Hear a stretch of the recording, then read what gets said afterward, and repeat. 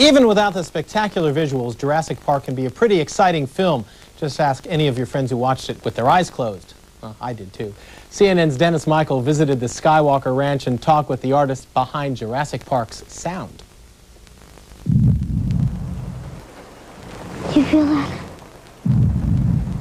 Despite the thousands of hours that the recording artists lavished on the soundtrack of Jurassic Park, they don't want moviegoers applauding it. The soundtrack should never take you out of the screen. It should never, the soundtrack should only enhance what's there visually. If you find yourself sitting in a movie theater and now you're listening to the soundtrack has gone too far. And the designers had to go far enough as it was to create the sound of the dinosaurs in Jurassic Park, mostly drawing the voices of the creatures from living animals. Swans and geese, for example, made up part of the hoots of the brachiosaurs.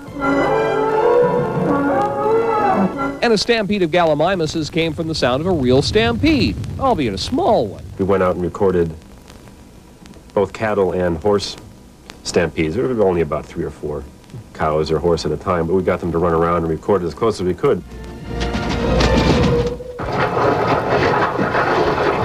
That's actually on rock. Horse on grass.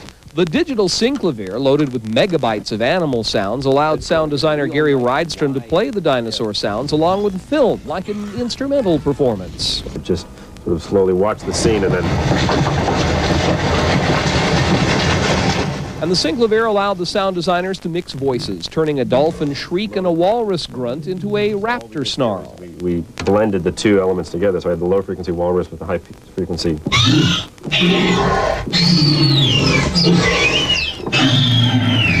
So I got the terror that I wanted from the dolphin, but I got the size that I wanted from the walrus. The high-tech approach extends to the mixing room at Lucasfilm Digital. No, your eyes are not fooling you. They do the eye fooling at ILM, another division. The faders on this mixing board are moving by themselves. The mix is memorized by a computer to allow exact reproduction on pass after pass. The engineers don't want you to notice the soundtrack, but in the case of Jurassic Park, the soundtrack was more important than usual. In this case, I really think that how the dinosaurs sound is very important to their character. And their character is very important to the movie. You could hardly really call them sound effects. They become more dialogue. It's acting for the dinosaurs. Dennis Michael, CNN Entertainment News, Skywalker Ranch, California.